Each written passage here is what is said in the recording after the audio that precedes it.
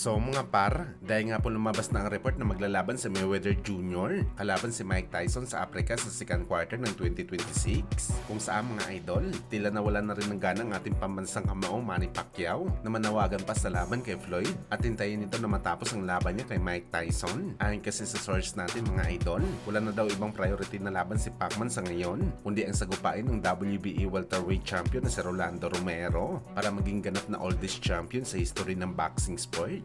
Wala pa naman sila pinag-uusapan ng laban mga idol, pero target daw ni Pacman makalaban si Romero sa buwan ng March, kung saan tila ito naman ang gusto ni Romero mga idol, ang makalaban si Pacman dahil noong nakaraan mga idol, nag-request pa ito sa WBA na payagan siya ng depensahan ng kanyang titulo sa Pinoy Legend at ipagpaliban muna ang laban nito sa kanyang mandatory challenger. Para kasi kay Romero mga boss, isang honor daw nung makalaban si Pacman, mas importante pa daw ang laban nito kay Pacquiao kaysa sa laban nito kontra sa mga kapwa nito kampiyon, dahil paldo talaga si Romero kapag nanalo. Bukod sa pera mga boss, posible pa daw ito maging Hall of Famer kapag natalo nito si Pacman sa bakbakan. Well, sangayon talaga tayo mga idol sa mga sinabi ni Boss Manny na mas mabuti focus muna ito kay Romero kaysa kay Floyd dahil puro lang naman paasa si Mayweather Jr. sa rematch.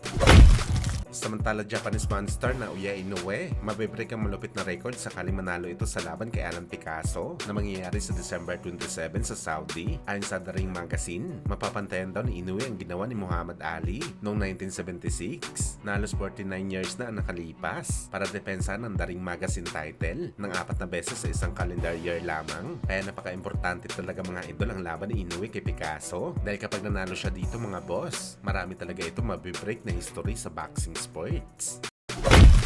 Samantala, isang makupa daw si Canelo Alvarez na klaseng fighter. Parang ito ang gustong ipaabot ng ating pambansang kamao Manny Pacquiao sa Mexican superstar na si Canelo Alvarez matapos ang nakakahiyang upset loss nito mga idol sa laban kontra kay Terence Crawford. Ano yan sa panayam ni Pacman mga idol? Hindi daw nakasabay si Canelo sa bilis ni Crawford dahil sobrang laki daw ng kanyang katawan. Malaki na daw ang 168 pounds para kay Canelo. Tapos meron pa ito rehydration na siya daw talaga mga idol ang rason kung bakit nagpabagal ito sa Meksikano. Well, tama talaga ang naging prediction ni Pacman na ang tanging makakatalo lamang kay Canelo sa bakbakan kung gagamitan nito ng kalaban ng bilis na siya naman ang ginawa ng estilo ni Crawford. Dinaan talaga nito sa bilis si Canelo, pero gayon pa man mga boss, hindi talaga natin masasabi na ang bigat talaga ni Canelo ang dahilan kung bakit ito natalo sa bakbakan. Matagal na lumalaban si Canelo sa 168 pounds. Sanay na ito gumamit ng ganitong timbang. Marami naman mabibilis na fighter na kinalaban dati si Canelo. Kinaya naman ito sa bakbakan. Isa lang talaga ang kanyang problema sa laban mga idol.